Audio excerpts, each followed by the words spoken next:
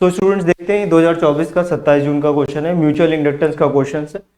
Simple सा ही question है, कोई इसकी कैटेगरी डिफिकल्ट नहीं है, सिंपल सा क्वेश्चन है। तो देखिए फॉर्मूला इसमें डायरेक्ट हमें यूज करना है। हमें मालूम है जो इंड्यूस्ड ईएमएफ होता है that is equal to minus M D I by D T. ये फॉर्मूला हम लोग यूज करते हैं। Minus M, M mutual inductance है। और देखिए इसमें क्वेश्चन आप पढ़ लीजिए, आई जो है वो हमें गिवन है as a function of sine. तो आई की वैल्यू हमें गिवन है I equal to I naught sine omega T. I naught की वैल्यू 5 एम्पियर गिवन है, ओमेगा की वैल्यू गिवन है। तो क्वेश्चन आप खुद पढ़ लीजिए पहले और फिर उसके बाद इस क्वेश्चन को खुद से ट्राई करिए और उसके बाद फिर इसको देख लीजिएगा। तो अब बस ये हमें सॉल्व कर लेना है। तो ये वैल्यू हो गई माइनस एम, इसको डिफरेंशिएट कर देंगे आप आई को, this is equal to I naught sine omega T.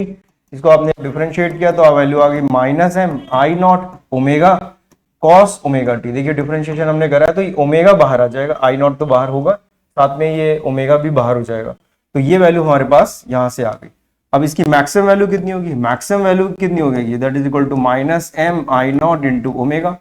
ये वैल्यू कितनी हो जानी चाहिए मैक्सिमम के लिए? 1। जो इंड्यूस्ड ईएमएफ है वो खुद कॉस का फंक्शन आ रहा है, यानी कि वो समय के साथ चेंज होता जा रहा है। लेकिन आपसे पूछा गया है क्या? मैक्सिमम वैल्यू देखिए पूछी गई। क्वेश्चन ध्यान से पढ़िए और फिर करिए।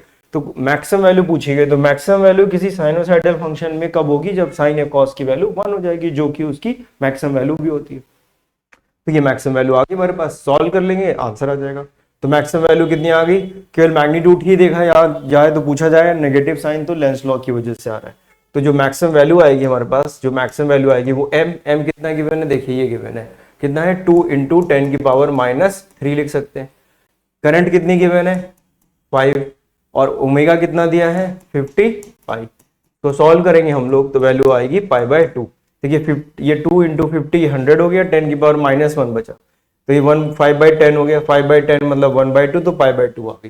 तो इसका मतलब है कि ये जो हमारे पास अल्फा है, यानी ये क्या पूछा गया आपसे? पाई बाय अल्फा में अल्फा पूछा गया, तो अल्फा कितना आ गया हमारे पास? 2 आ गया। तो आंसर हमारे पास ये 2 आंसर आ गया। तो इसका जो आंसर आ रहा है वो कितना आ रहा है? 2 आ गया। फिल इन द ब्लैंक्स वाला था, यानी इंटीजर टाइप में पूछा गया था ये। तो उस तरह से हम लोग इसको कर सकते हैं। आई होप आपको समझ में आ गया होगा और क्वेश्चन इसमें हम लोग कर